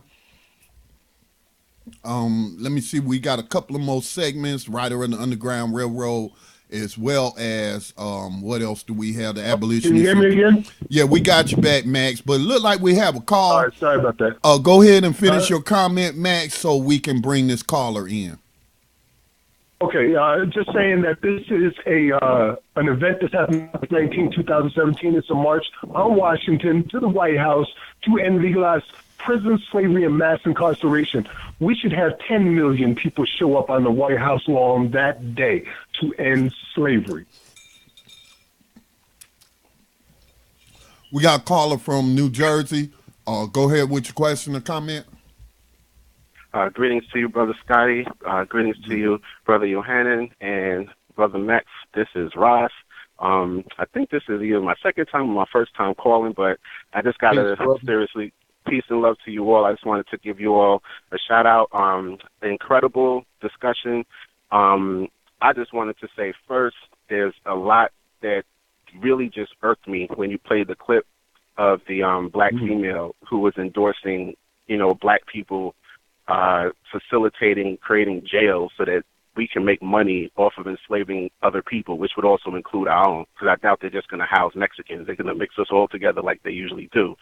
And I just find that to be, nauseating. I was so enraged. It was just disgusting to hear, because when she said that they shouldn't be in jail in the first place, the vast majority of people in jail are innocent people. Seriously, there's such a great majority of these people in jail who are jailed under false pretenses, trumped up charges, and then when you talk about prison, you're not just talking about slavery, you're also talking about wholesale rape. You're talking about gladiator schools. You're talking the resurrection of the Roman Colosseum. You're talking about correction officers who place bets on who's going to kill who's going to win the war between different gangs. I know specifically of Rikers Island, where you had correction officers where the Crips and Bloods would be fighting, or Latino gangs and black gangs, and they'll be handing out razors and all kinds of weapons and shanks to certain gang members that they were affiliated with so they could kill each other. So there's a lot that goes into that whole prison complex, because that all started on the slave ship. And there's a great documentary called Scarface for Life, and it was actually done by a black male former correction officer at Rikers Island, and for a number of years. And he basically is, in the beginning, they're discussing slashing. And from the slashings, he actually traces the point of no return on the slave ship to the point of no return when you enter into the jail system. And he just makes the brilliant correlation. He also goes to the slave castle at Elmina in Ghana to make a direct correlation between the prison industrial complex and slavery. So for her to even stand up there and just spit that rot gut out of her mouth was just nauseating. And like Scotty, I had to check my anti-blackness, because I was about to really go postal with the 4-letter words. And then when you talked about Trump, I'm surprised no one's ever brought this up to Trump, but I'm thinking they're probably crapping in their pants because he'll probably snap on live camera if they did. But I read that, I actually read and I saw in the news that Melania Trump 20 years ago came here as an illegal immigrant herself. She had 20 modeling jobs that she took and never paid taxes on. So she's a criminal. So one of the people he should be fighting so hard to deport and build a wall against coming here is his own wife that he sleeps with every night. Because they said she lied to the immigration officers 20 years ago when she was attempting to get her citizenship. So she is literally living the white supremacist lifestyle. Do all the criminal activity, get the benefits of marrying the future terrorist president of the United States, and live good. And then also, for Trump to make all of this hoopla about these so-called illegal immigrants, which makes no sense to me because the only borders here are borders created by white people. Mexicans owned the vast majority of the western United States before white people stole it from them. So they're actually going back home, what is their ancestral home, but we're just calling it illegal, calling them illegal immigrants. And the fact is that those illegal immigrants pay more taxes than Trump has ever paid. Remember, he got away with not paying taxes for 18 years based on his horrible business tactics. So those Mexicans who are not documented are people who are actually paying taxes. And I saw a documentary on Channel 13, or PBS, a number of years ago where they discussed the fact, and it was actually a white politician from New Mexico, who discussed the fact that there are cities dotted throughout Texas, New Mexico, Nevada, all these areas where Mexicans do all the work, these illegal immigrants. And he said if you were to deport them, there are entire towns that would cease to exist simply because those Mexicans are doing the work that no one else will do. So it is just nauseating to hear this black woman speak about us getting in on the white supremacist bandwagon in regards to us facilitating the enslavement of other people with the history that we have with these psychotic subhuman terrorists that you call white people. And then lastly, I just have to say, Brother Max, I got to tell this to you personally. That track you did with Sister Nusheba, love it to death. Yes. That is a killer track. I appreciate it, and I wanted to let you know I keep all three of you in my prayers, but especially you. I know what you're dealing with, and I keep your daughter in my prayers as well. I wish you all the best, okay? Peace and love, and I'll meet my wife. Right on. Peace, brother. My daughter has just went through chemo today, and my wife's in Greenville with her right now, as a matter of fact. Yeah, it's a struggle every day, but with God's blessing and a lot of people's concern and assistance, we're making it, and we're going to make it. Hell, we're looking to buy property right now, the way things are going. They're starting to look up for us, try to get some land so we bring people to it. That's what's up, man. That's what's up. Appreciate you calling, man. Thank you both brothers that called in tonight. We're coming in to the closing of our program. There's not too much time left, and we still got 2 segments left to do. Should we go ahead and get into our Rider of the 21st Century Underground Railroad? Yes, sir. Yep. All right. Every week we do these different segments. The Rider of the 21st Century Underground Railroad is one, where we celebrate people who gained their freedom after being unjustly and wrongfully incarcerated. Often their stories are very similar. This one is historic. In a gray suit, her short hair neatly curled, Vanessa Gathers sat in state Supreme Court in Brooklyn on Tuesday, beaming as the judge spoke words she had waited nearly 2 decades to hear. The manslaughter conviction for which she had spent 10 years in prison was vacated, the judge said, after an investigation revealed that her confession to the crime was false. In an instant, Miss Gathers was no longer a convicted criminal. The judge, Justice Matthews J.D. Emick, smiled back. Good luck, he said. Miss Gathers, 58, is the first woman to have been exonerated by the Conviction Review Unit, a special unit created by the Brooklyn District Attorney to look into scores of cases linked to Louis Scarcella, a retired detective whose tactics led to the wrongful convictions of more than a dozen people. According to the district attorney's office, the unit is examining 100 cases, many of them involving Detective Scarcella. Mark Hale, an assistant director attorney, told the judge that an investigation into Miss Gathers' case had determined that she had been wrongfully convicted and that her confession had been fed to her by Mr. Scarcella. We have grave doubts and, in fact, do not believe that it was true, Mr. Hale said. After the hearing, the Brookwood District Attorney, Ken Thompson, who is recently deceased, by the way, spoke outside the courtroom, and these were his words.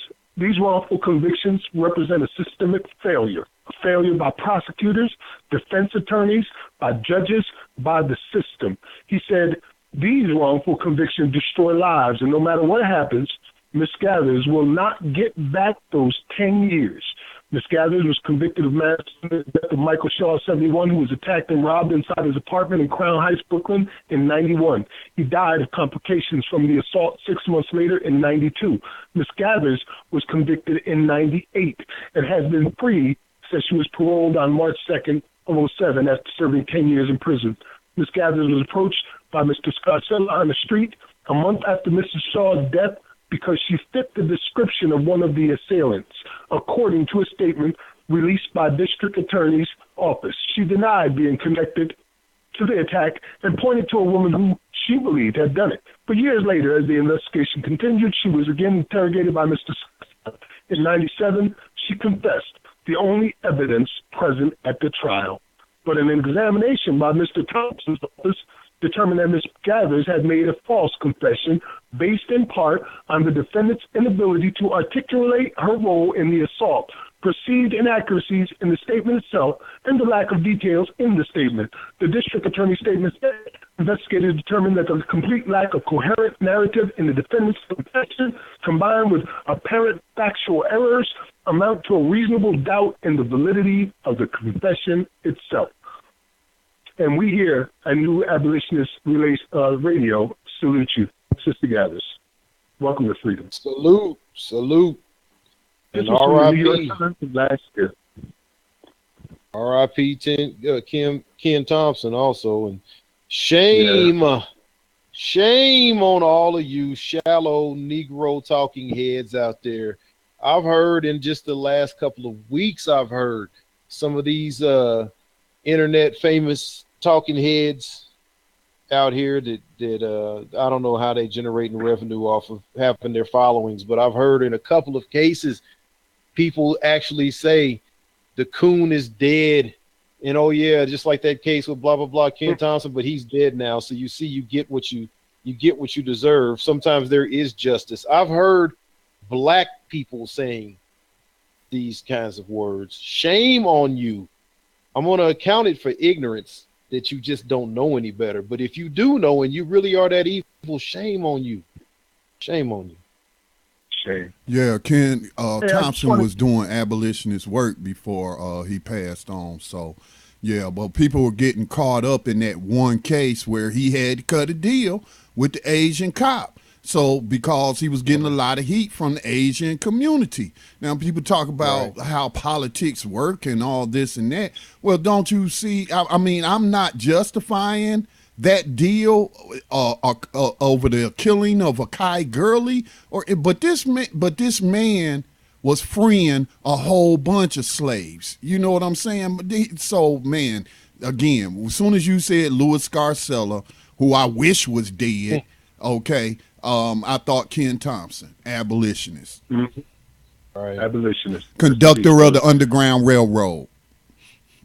I just want to give a quick plug. Tomorrow night, you can find me at an event in Columbia, South Carolina, where I'll be finally meeting up with Brian Stevenson, our first meeting. Hopefully he gives me a few minutes of his time. He's having an event called Grace, Justice, and Mercy. It's at 1703 Taylor Street in Columbia, South Carolina. And I believe it starts at 7 p.m. tomorrow, or actually 6 to 9 p.m. tomorrow. There will also be poetry. And from what I understand, Travel Rain will also be performing poetry there tomorrow night. But I'm hoping to get a chance to speak with him for a few minutes and maybe see what we can do about working together in this issue. There's not many out there like him, and he has achieved quite a few things. We use a lot of his work and research right here at New Abolitionist Radio. Well, we do got another program coming up, the Lotus Place at 10 o'clock p.m., so I want to move right into our abolitionist in profile, which I have for you tonight, and his name is William Steele. So let me go ahead and get this started, okay?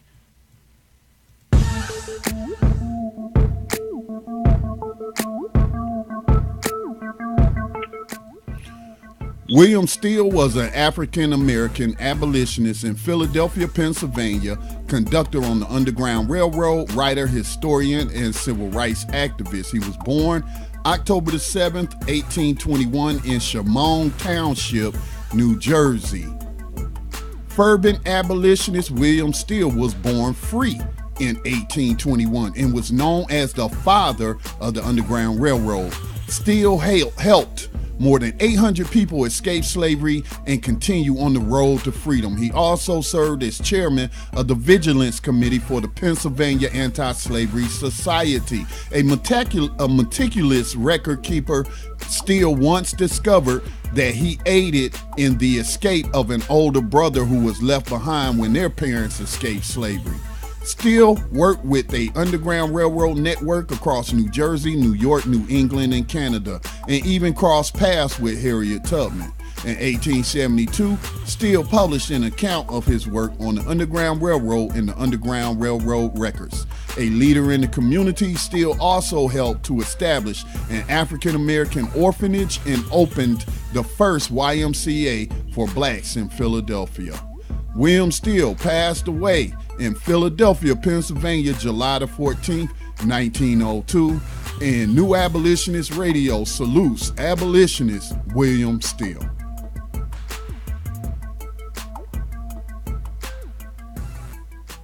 Salute, brother William Steele. Salute. Well, there you have it, to the end of our program. There you go. Johanna, you were saying something? Oh, I just said there you have it.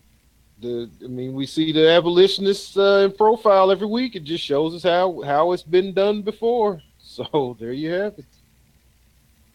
Yep. So coming to the end of our program, we appreciate you for listening with us tonight, and especially the brothers who called in. Please feel free to call in next week and share your thoughts with us and stories that are going on. We need to make this change together. It's not something we're doing here at New Abolitionist Radio. It's something all of us are doing together. You guys want to start off with our final comments for the evening? Yeah, I'll start us off. Again, when it comes to slavery, when it comes to racism, when it comes to justice, I don't see any color. Now, I do use color as a guide, but I also know, as evidenced by the call I played for you today or the comments I played for you today, that all skin folk ain't kinfolk. That just because you have melanin does not mean you have morals. And so this is why I talk about proxy racism. And this is why I have deduced that slavery, racism, white supremacy, whatever you call it, does not continue to perpetuate itself across the centuries without the participation of non-white people. And this isn't nothing new. Those attitudes that we heard earlier on that call are not anything new. We heard them before. Even the person who became an abolitionist, Solomon Northup, before he was an abolitionist, he didn't care. All he cared about was getting with white folks and making money. So until he was a victim of slavery. I don't want anything like that to happen to her, to the good doctor. I hope it never happens to any of her children, if she has any, or any of her relatives and loved ones. But I tell you, if we meet on the battlefield and you a slaver, I don't see color. I see a slaver. And you can get it like any white slaver. That's the way I feel. Indeed. The podcast people here, of course, yes, this will be something. Can you all hear me? Yes, sir. Some people will hear on into the future. But I just want to say, this is a week since the election, and been wanting to talk about this just a little bit. I'll just say briefly here, the protests that we've seen over this last week of all these people that, have their individual needs and desires and issues that they all feel mean the world. They just felt like it was all crushed when Donald Trump got elected president. And you've seen people rioting and protesting and developing coalitions and think tanks and groups and putting money together and coming up with a whole new way to fight the tyranny. And if you're paying attention to this and you care about freedom, you care about justice, you care about the abolition of modern day slavery, you should be pissed off by that. Don't give your white liberal friends, your black liberal friends, your Latino liberal friends, or anybody that's claiming to be a liberal and they care about the earth and they're mad now because climate change is on the back burner. Anybody that's claims that they love all these causes and now they're just so, smack them upside their head with, figuratively, with the truth about modern day slavery, and just ask them, is this what it took for you to give a damn? Because for the last 8 years under our African president, we've had over 1,000 murders of innocent, unarmed people of all colors, honestly, but at least 1,000 of black people. Mentally retarded, homeless, women, children, little babies up to old people, and you did not lift a finger, nor did you give a damn. So now you're mad because climate change is on the back burner and you want to start a coalition, take up some money, you want to go out and protest and go riot and go. Just imagine what America could be like right now if you gave a shit 8 years ago and fought with us for the last 8 years to get people free, to end slavery. Trump would have never happened. Peace to the abolitionists, death to the oppressors. Man, with this here, recent news, a mistrial just let ex-Ohio cop walk away for killing Sam DuBose. Shot him to death right there with a little baby in the back of the car and his girlfriend Diamond right next to him. Murdered him right there in front of everybody.